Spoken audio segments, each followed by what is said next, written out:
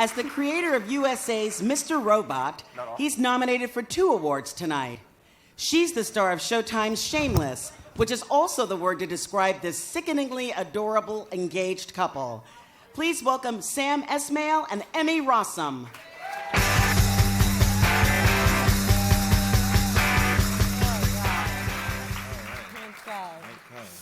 I believe it was Oscar Wilde who said, "Good writers borrow. Great writers steal. And long-form adapted writers adapt." But long-form adaptation is tricky. The long-form adapter of another work must know how to steal just enough. Just enough to make it seem like you haven't stolen anything. Like Bernie Madoff. Or Edward Snowden. But most importantly, all of tonight's long-form adapted nominees have stolen our hearts, our minds, and our admiration. For outstanding writing, long-form adapted, the nominees are Fargo, written by Steve Blackman, Bob De Laurentiis, Noah Hawley, Ben Nadivi, Matt Wolpert, based on the film Fargo. The Red Tent, written by Elizabeth Chandler, Ann Meredith, based on the book The Red Tent by Anita Diamond. Show Me a Hero, written by David Simon, William F. Zorzi, based on the book by Lisa Belkin. And the award goes to... Fargo.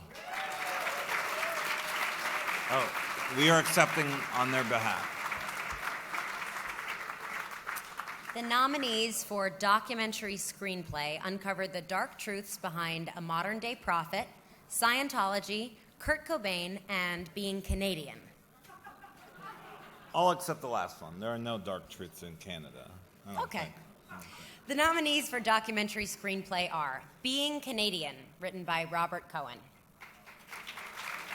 Going Clear, Scientology and the Prison of Belief, written by Alex Gibney. Kurt Cobain, Montage of Heck, written by Brett Morgan. Prophet's Prey, written by Amy J. Berg. And the award goes to Alex Gibney.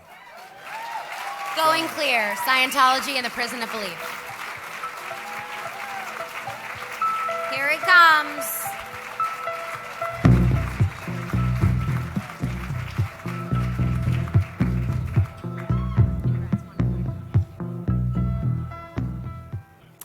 Thank you very much.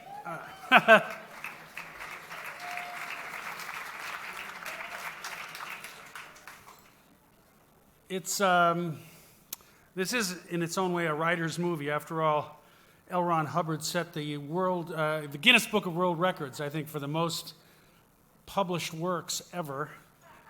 It's said that it was a physical activity for him. It used to sweat. And he had a fevered imagination, which allowed him to translate the desire for making money and avoiding taxes into a religion. It's also a writer's movie in the sense that I stood on the broad shoulders of Lawrence Wright, the great Pulitzer Prize-winning author who wrote Going Clear. And there were a number of scriveners in the legal office of HBO who responded to an avalanche of threatening letters from Scientology. The word was that there were 150 lawyers. That was, as they say in the business, a fact too good to check. There were, in fact, only 4, but their job was full-time. And honestly, I wouldn't be here tonight if they hadn't backed me up to the fullest in terms of resisting the litigious might of the Church of Scientology. The other thing I should say is, whenever you're trying to speak truth to power, at least when you're a filmmaker, you rely a lot on the people who speak the truth, and you try to amplify them. And so this award is dedicated to them, the people who were willing to speak up against the human rights abuses, including our fellow member Paul Haggis and many of the other people who said enough is enough. So thank you very much.